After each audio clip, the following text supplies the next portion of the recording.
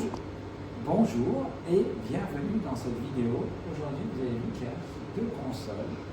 C'est des consoles de cryothérapie. Il y a au moins deux constructeurs aujourd'hui qui font de la cryothérapie pour la FA, mais qu'un seul qui le fait pour les ablations focales, notamment les tachycardies jonctionnelles.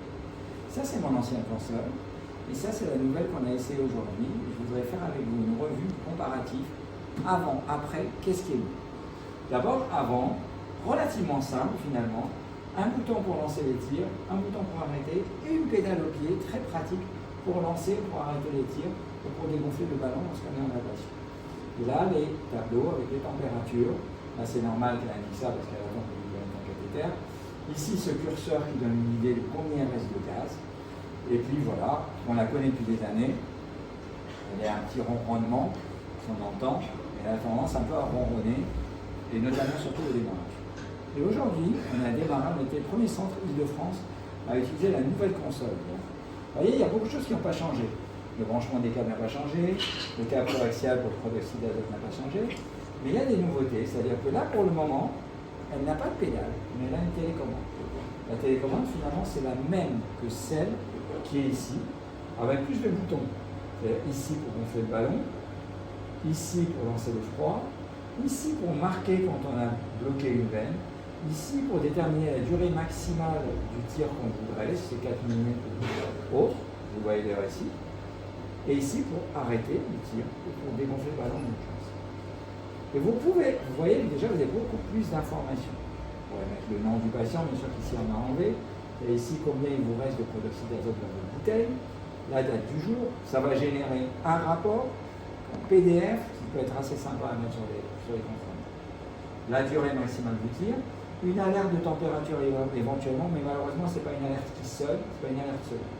Lorsque vous êtes en pleine ablation, ça vous donne ici le début de protoxyde d'azote. Et vous pouvez programmer ici, si vous avez par exemple un tronc commun et deux veines droites, vous pouvez le planifier.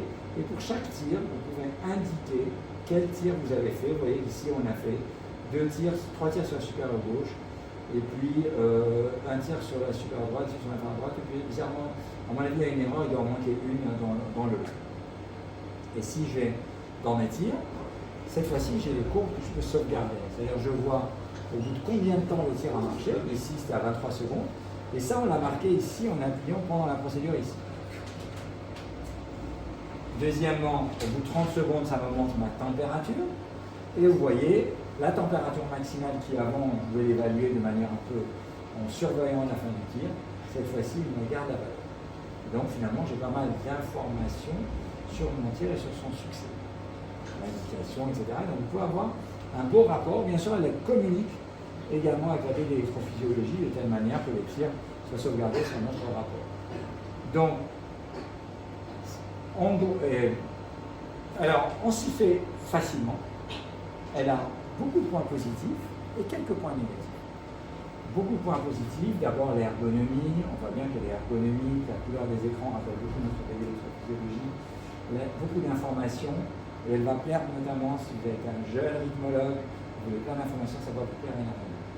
Beaucoup de choses que vous allez commander vous-même comme opérateur grâce à télécommande, vous pouvez mettre en stérile, et vous pouvez vous passer d'un ingénieur, vous passer beaucoup des infirmières, c'est des infirmières non formées, mais sinon c'est aussi très bien pour travailler avec. Les quelques points négatifs qu'on a trouvés, c'est, moi j'ai trouvé que c'est dommage qu'elle n'ait pas de télécommande au pied, c'est-à-dire que la pédale c'est quand même bien pratique, parce que quand on a les mains dans le cambouis, c'est difficile en même temps d'appuyer sur tous les boutons, et peut-être qu'on pourrait imaginer une pédale simplifiée avec juste 2 boutons, et pas besoin de trop de détails. Et l'autre point négatif, qu'ici c'est difficile à entendre, mais la nouvelle console est légèrement plus bruyante que l'ancienne. Donc c'est vrai qu'elle pourrait peut-être être isolée phonétiquement comme le moteur d'une voiture, de telle manière qu'on l'entendait bien. Quand on l'a entendu la première fois, on a trouvé ça un peu perturbant.